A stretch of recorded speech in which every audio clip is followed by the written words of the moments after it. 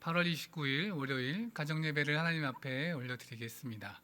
먼저 사도신경으로 우리의 신앙을 고백하겠습니다. 나는 전능하신 아버지 하나님 천지의 창조주를 믿습니다. 나는 그의 유일하신 아들 우리 주 예수 그리스도를 믿습니다. 그는 성령으로 잉태되어 동정녀 마리아에게서 나시고 본디오 빌라도에게 고난을 받아 십자가에 못 박혀 죽으시고 장사된 지 사흘 만에 죽은 자 가운데서 다시 살아나셨으며 하늘에 오르시어 전능하신 아버지 하나님 우편에 앉아 계시다가 거기로부터 살아있는 자와 죽은 자를 심판하러 오십니다. 나는 성령을 믿으며 거룩한 공교회와 성도의 교제와 죄를 용서받는 것과 몸의 부활과 영생을 믿습니다. 아멘. 다 함께 찬송가 393장을 함께 찬양하시겠습니다.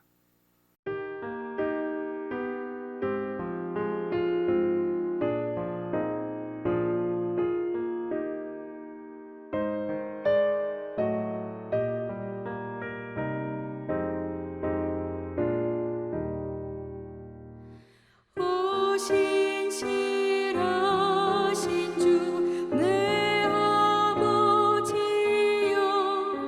늘 함께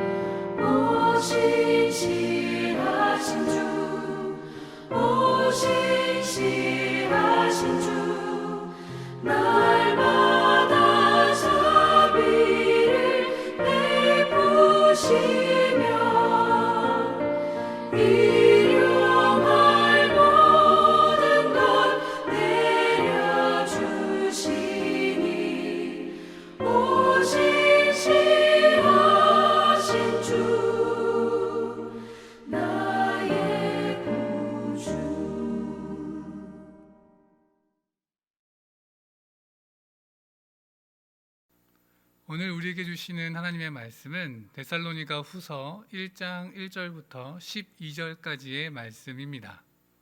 바울과 실로아노와 디모데는 하나님 우리 아버지와 주 예수 그리스도 안에 있는 데살로니가인의 교회에 편지하노니 하나님 아버지와 주 예수 그리스도로부터 은혜와 평강이 너희에게 있을지어다. 형제들아, 우리가 너희를 위하여 항상 하나님께 감사할지니 이것이 당연함은 너희의 믿음이 더욱 자라고 너희가 다 각기 서로 사랑함이 풍성함이니 그러므로 너희가 견디고 있는 모든 박해와 환난 중에서 너희 인내와 믿음으로 말미암아 하나님의 여러 교회에서 우리가 친히 자랑하노라. 이는 하나님의 공의로운 심판의 표요 너희로 하여금 하나님의 나라에 합당한 자로 여김을 받게 하려 함이니 그 나라를 위하여 너희가 또한 고난을 받느니라. 너희로 환난을 받게 하는 자들에게는 환난으로 갚으시고 환난을 받는 너희에게는 우리와 함께 안식으로 갚으시는 것이 하나님의 공의시니 주 예수께서 자기의 능력의 천사들과 함께 하늘로부터 불꽃 가운데 나타나실 때 하나님을 모르는 자들과 우리 주 예수의 복음에 복종하지 않는 자들에게 형벌을 내리시리니 이런 자들은 주의 얼굴과 그의 힘의 영광을 떠나 영원한 멸망의 형벌을 받으리로다. 그날에 그가 강림하사 그의 성도들에게서 영광을 받으시고 모든 믿는 자들에게서 놀랍게 여김을 얻으시리니 이는 우리의 증거가 너희에게 믿어졌습니다. 이러므로 우리도 항상 너희를 위하여 기도함은 우리 하나님이 너희를 그 부르심에 합당한 자로 여기시고 모든 선을 기뻐함과 믿음의 역사를 능력으로 이루게 하시고 우리 하나님과 주 예수 그리스도의 은혜대로 우리 주 예수의 이름이 너희 가운데서 영광을 받으시고 너희도 그 안에서 영광을 받게 하려 함이라. 데살로니가 후서는 전서가 쓰여진 지 얼마 되지 않아 쓰여진 편지입니다. 데살로니가 후서 때의 이 시대는 데살로니가 전서가 쓰여졌을 때의 시대보다 성도들의 신앙의 현실이 더욱더 힘겨워진 상황이었습니다. 핍박은 더욱 심해지고 종말에 대한 오해가 생겨나서 다양한 문제를 일으켰던 때였습니다. 그러나 그럼에도 불구하고 성도들의 신앙이 크게 흔들리지 않았기에 사도 바울은 감사의 편지에 인사를 쓰고 있습니다. 바울은 데살로니가 후서에서 짧은 감사 인사 후에 곧바로 현재 성도들이 직면하고 있는 고난의 문제를 언급하게 됩니다. 더 심해진 핍박과 종말에 대한 오해를 보며 바울은 조금 더 직설적인 그리고 강한 어조로 고난과 종말에 대하여 가르치고 있습니다.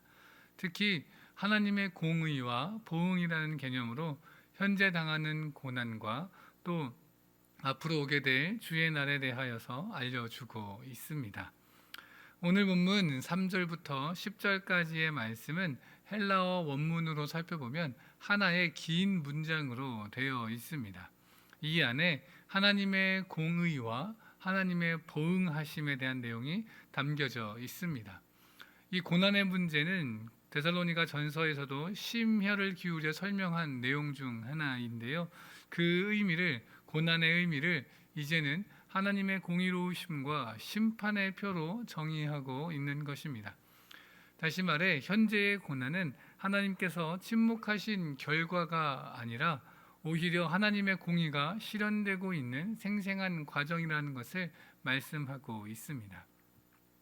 그렇기 때에 이 고난의 때를 잘 지내고 나중에 주님의 날, 주님의 강림의 때가 다시 오게 되면 그때에 하나님의 공의로운 심판이 임하게 되는 것입니다. 성도와 핍박하는 자들의 운명이 그 심판의 때에 갈리게 될 것입니다. 고난 중에 핍박받는 성도들은 현재 당하는 고난을 통하여서 하나님 나라에 합당한 존재로 여김을 받게 될 것이며 하나님 나라의 영광의 수혜자가 될 것입니다. 그 증거가 바로 현재의 고난이 되는 것입니다. 십자가의 고난을 받으신 예수 그리스도를 영광으로 높이신 하나님의 공의가 현재 고난당하는 성도들에게도 동일하게 임하여 고난받는 성도들에게도 하나님의 영광이 약속되어졌습니다. 그것이 바로 하나님의 공의입니다. 그들이 받게 될 영광에는 장차 예수께서 재림하실 때에 얻게 될 완전한 쉼까지도 포함되어져 있는 것입니다. 이렇게 하나님을 믿는 성도들에게 하나님의 공의가 임하는 것처럼 하나님의 공의는 핍박자들에게도 동일하게 임합니다. 하나님의 공의의 심판을 받기에 합당한 이 불의한 자들은 그 행황대로 하나님의 보응을 받게 될 것입니다. 환난을 받게 하는 자들에게 환난으로 갚으시는 것, 그것이 바로 하나님의 공의인 것입니다. 그리고 마침내 주님 다시 오실 재림의 날에 최종적인 형벌이 그들에게 내려지게 될 것입니다. 바울은 이렇게 오늘의 본문을 통해 현재 고난받는 성도들의 신앙을 독려하고 격려하면서 현재와 장래에 항상 의로우신 하나님을 신뢰할 것을, 끝까지 믿고 의지할 것을 강력하게 독려하고 있습니다. 이렇게 바울은 육체로는 만날 수 없지만 영으로는 항상 데살로니가 성도들을 위하여 기도하고 있습니다.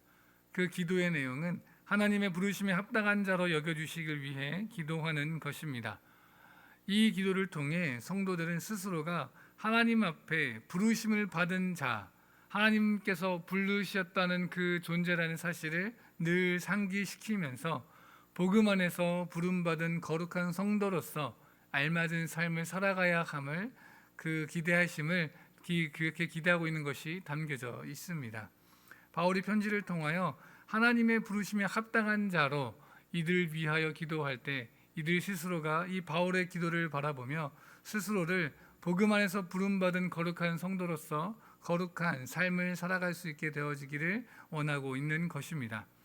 바울은 그러한 기도와 또 이 성도들이 그러한 삶을 통하여서 거룩한 삶을 살아가므로 하나님과 예수님의 은혜로 주 예수님을 영화롭게 하고 그들도 영광을 받는 자들이 되고 그들의 교회가 영광을 받는 교회가 되기를 기도하고 있는 것입니다. 이러한 것이 어떻게 가능하겠습니까? 우리의 삶이 부르심에 합당한 삶을 살아가고 선을 기뻐하며 믿음의 역사를 능력으로 이룸을 통해 이루어지는 것입니다. 바라기는 우리 가정이 주님의 날을 기다리며 현재의 고난에서 좌절하는 것이 아니라 하나님의 보응하심을, 하나님의 갚아주심을 믿음으로 고백하며 나아갈 수 있기를 소망합니다. 우리를 부르신 하나님 앞에 그 소명의 감격스러운 순간을 허락하여 주시고 하나님께서 부르신 그 소명에 맞게 합당한 삶을 살아내어 하나님이 기뻐하시는 믿음을 이루어가는 복되고 거룩한 가정을 이루어갈 수 있게 되어지길 간절히 원합니다. 나눔 질문 드리겠습니다. 내가 받은 하나님의 부르심의 소명은 어떠한 것이 있나요? 함께 나누어 보시고 그 소명을 이루어갈 수 있도록 서로를 위해 기도하고 격려하는 시간을 갖길 바랍니다.